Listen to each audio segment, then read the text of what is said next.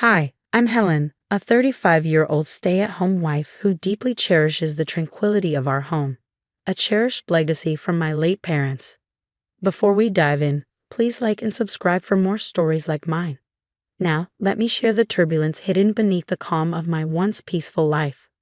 The crisp autumn air did little to sweeten the bitterness of that evening. As Ted and his family gathered in our living room, the contrast between the serene leaves outside and the tension inside was stark. "We think it's time Sarah, your sister-in-law, had a proper place to live," Ted's mother declared, her tone brooking no argument. "This house would be perfect for her. This is our home, and it's in my name. Why should we give it up?" I protested, a mix of disbelief and anger in my voice. "It's what's best for the family," Ted replied, his tone firm, expecting compliance. "We're thinking of Sarah's future." Their demand stunned me. It wasn't just a request. It was a directive, a clear expectation that I would simply step aside.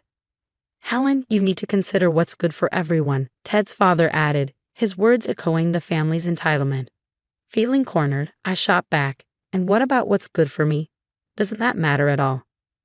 Their responses were a blend of condescension and feigned sympathy, as if explaining to a child why they couldn't have candy before dinner. "You'll see, this will work out better for everyone," Ted's mother insisted, as if the decision was already made. The meeting ended in heavy silence on my part, their words lingering like a bad taste. Ted appeared apologetic but resolute, a combination that only fueled my growing resentment. "Helen, please think about it for the family." Ted tried to soften the blow as his family left, leaving us alone with the remnants of a once happy evening turned sour. As the door closed behind them, the weight of the situation settled on my shoulders. This wasn't just about finding Sarah a place to live. It was a test of my limits, a clear sign that my independence was under siege. Watching the shadows dance across our living room floor, I knew this was just the beginning of a storm threatening to sweep away everything I held dear. "If you loved me, you'd see why this is so important," Ted pressed one evening as we cleared the dinner dishes. His plea cut sharply against the quiet clinks of porcelain. "Love isn't about giving up everything I am, or have just to suit your or your family's needs," I countered, feeling my patience wearing thin. "But it's just a house, Helen. We can find another place, make new memories," Ted insisted, his voice a mix of frustration and desperation. "A house you want me to give up for your sister while you offer me nothing in return but ultimatums." My voice broke, echoing louder than intended in the kitchen. The discussion went cold, the air between us thick with tension. That night, as I lay in bed, the reality of my marriage built on conditional love weighed heavily on me. The next morning, Lisa came over, finding me among the autumn blooms that seemed oblivious to the chill in my life. "They're bullying you, Helen." "It's clear as day," Lisa said, sitting beside me on the bench. Her presence was a comforting contrast to the turmoil in my home. "It feels like I'm in a trap, Lisa. If I give in now, what will they ask for next?" My question hung in the air, more for myself than for her. "Stand your ground, Helen. This is your home, your sanctuary. You don't owe it to anyone, especially not as a blackmail payment." Lisa's advice was firm, her hand squeezing mine in solidarity. I nodded, a spark of resolve igniting within me. I knew I needed to defend my boundaries, even within my own marriage. "You have rights, and don't let anyone, especially not Ted, make you doubt that," Lisa had said, her gaze stern yet kind. Her words echoed through my mind as the days passed. Each attempt by Ted to sway me seemed to clash against the shield of determination I was building. "I need you to understand this isn't just about what I want. It's about respect," I told Ted one evening. No longer pleading, I was now firmly asserting our roles. Ted looked at me, perhaps for the first time truly seeing the resolve in my eyes. "I didn't realize it was this serious to you," he admitted, his voice softer, but it was too late for softness. "It is serious, Ted. It's not just about a house.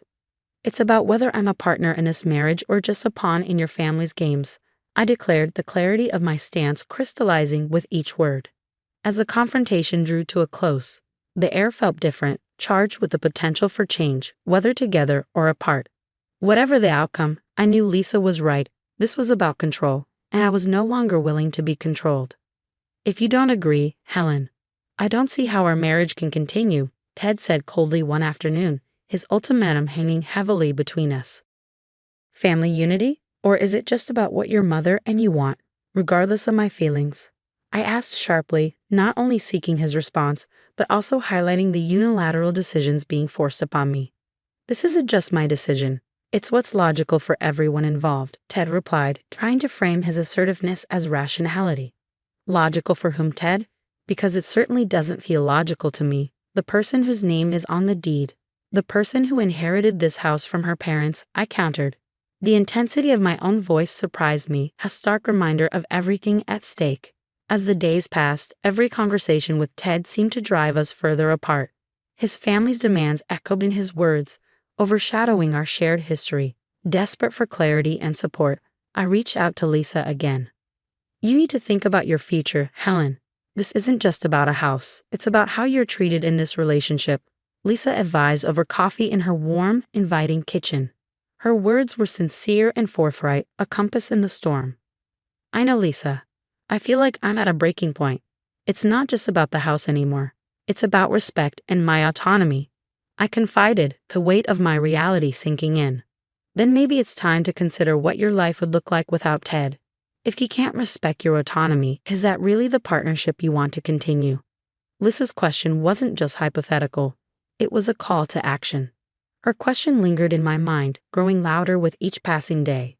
The thought of taking such a definitive step was daunting, yet increasingly necessary. One evening, as Ted brought up the topic again, I found a courage to confront the future. I felt a mixture of fear and resolve as I spoke.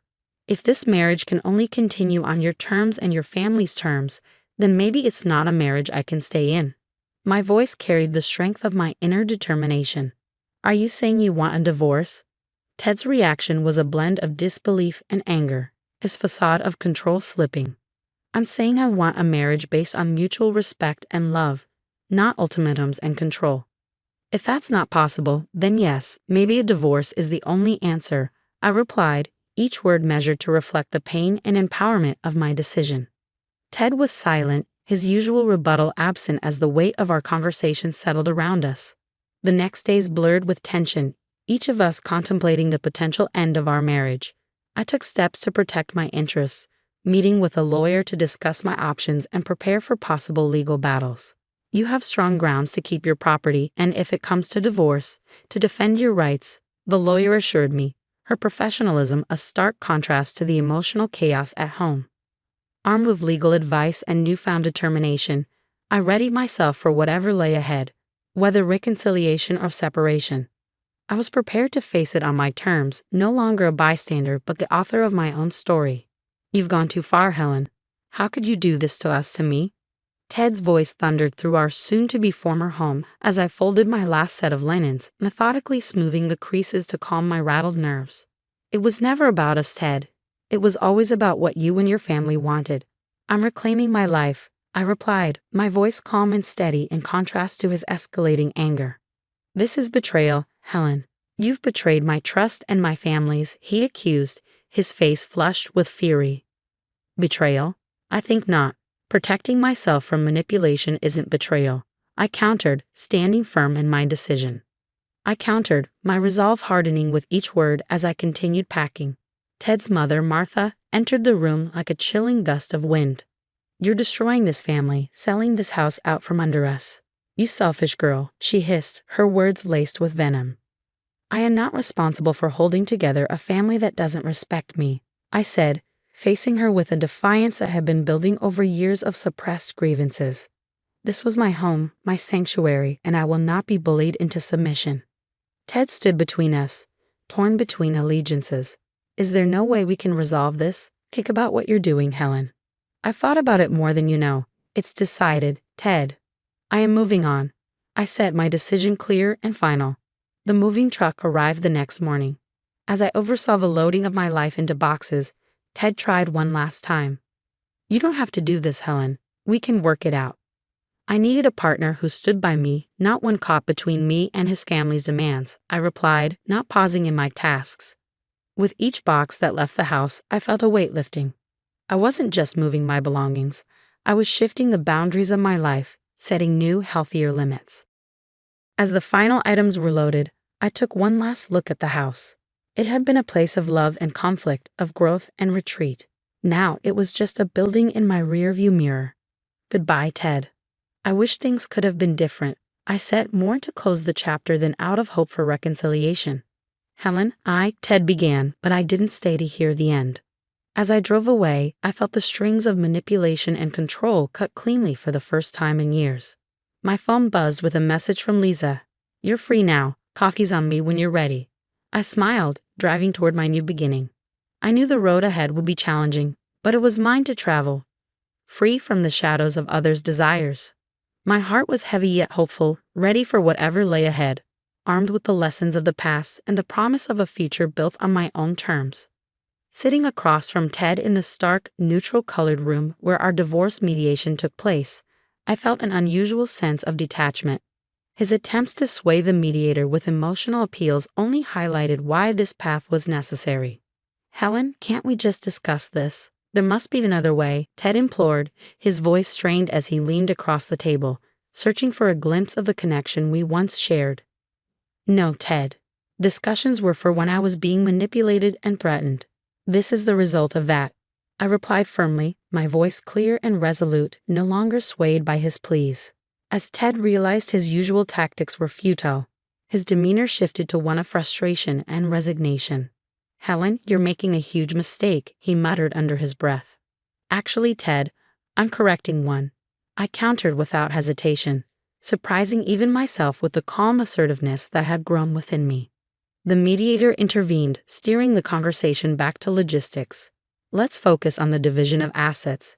Helen, you've mentioned there are some personal items you wish to retain.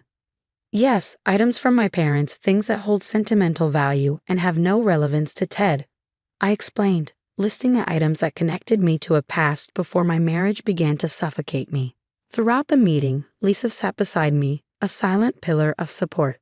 Her presence was a constant reminder that I wasn't alone, that I had people in my corner who valued me for who I am, not for what I could give. After the meeting, as we walked to her car, Lisa squeezed my hand. How are you holding up? Better than I thought, I replied. It's like I'm finally breathing fresh air after being underwater for too long. I admitted, breathing in the crisp, invigorating autumn air around us. You're right, Lisa. I'm not just surviving, I'm reclaiming my life. Lisa's smile was both proud and encouraging, and I felt a wave of relief mixed with the adjustment to my new reality. Moving into a small apartment felt like stepping into a new world, one where every choice was mine alone. The space was minimal, the decor simple, reflecting the fresh start I was embracing. One evening, as I unpacked the last of my boxes, I came across an old photo album that my mother had compiled over the years. Flipping through its pages, I was flooded with memories of happier times, which brought both smiles and tears. It was then that I truly realized how far I had come, how much I had endured, and how much I had overcome. The phone rang, jolting me from my reverie. It was Ted, his voice softer and almost hesitant. I just wanted to say I hope you find what you're looking for. Thank you, Ted. I already have, I responded, the finality of my words closing the chapter on the past and opening the door to the future. With the divorce finalized and my past officially behind me, I looked forward to the days ahead with a renewed sense of hope and excitement.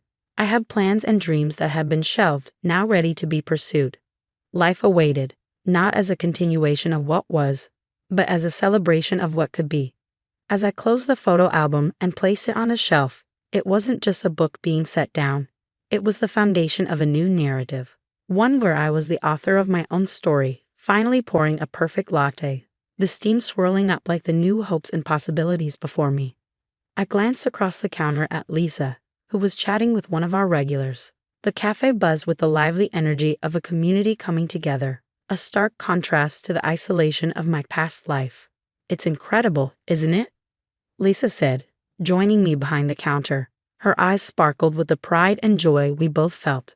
It really is, I agreed, handing a freshly brewed coffee to a waiting customer who greeted me with a warm smile. Every cup we serve is a reminder of what we've overcome. Just think, 6 months ago this was all just an idea, Lisa remarked as she wiped down the counter. And now it's a place that brings people together. It feels like we're not just serving coffee but building a community. My heart swelled with every satisfied customer's nod and smile. The bell above the door jingled as a new customer walked in. It was Mia, a young woman who had recently moved into the neighborhood. She approached the counter with a shy smile. "Good morning. Could I get the usual, please?" Maya asked, her tone friendly and familiar. "Of course, coming right up," I replied, starting on her drink. "How's the new job going?" "It's going well, thanks for asking. This place has become a part of my morning ritual. It's so comforting," Maya shared, her gratitude evident. Hearing this, I felt an immense satisfaction that went beyond just business success. Our cafe was touching lives, offering comfort and a sense of belonging. As the morning rush waned, Lisa and I took a moment to enjoy a coffee together. "We should think about hosting some events here, maybe live music nights or art shows," Lisa suggested, always thinking of ways to deepen our cafe's connection with the community. "I love that idea. Let's turn this place into a hub for creativity, where artists can showcase their work," I said, thrilled by the prospect of expanding our impact. Just then, my phone chimed softly with a message from Ted, the first in weeks. "I heard about the cafe. Congratulations. It seems like you're really making a new start." Reading the message, I felt a swirl of emotions. I typed back, "Thank you, Ted. It's a new chapter." The finality of our past relationship cast a bittersweet shadow over my new life. Putting my phone away, I turned back to Lisa. "So about the live music night, let's set a date. It's time to celebrate growth, creativity, and community." As the day went on, the cafe buzzed with the afternoon crowd, each person adding to the story of our place. Behind the counter, I found a comforting rhythm in the routine, each swirl of cream a symbol of my newfound peace. Closing the cafe that evening, I locked the door and stood outside, gazing through the large windows at the cozy space we had created. The journey from a life controlled by others to one where I was the master of my own destiny had been long and challenging. But as I turned the key and stepped into the cool evening air, I knew every difficult step was worth it. This wasn't just a new beginning. It was my reclamation of life, joy, and autonomy. In this little cafe, I wasn't just surviving, I was thriving. Now I'd love to hear from you. Do you think Helen was right to sell the house without discussing it with Ted, given the circumstances? This situation raises important questions about personal freedom versus family obligations. What's your take on balancing these aspects in a relationship? Share your thoughts in the comments below.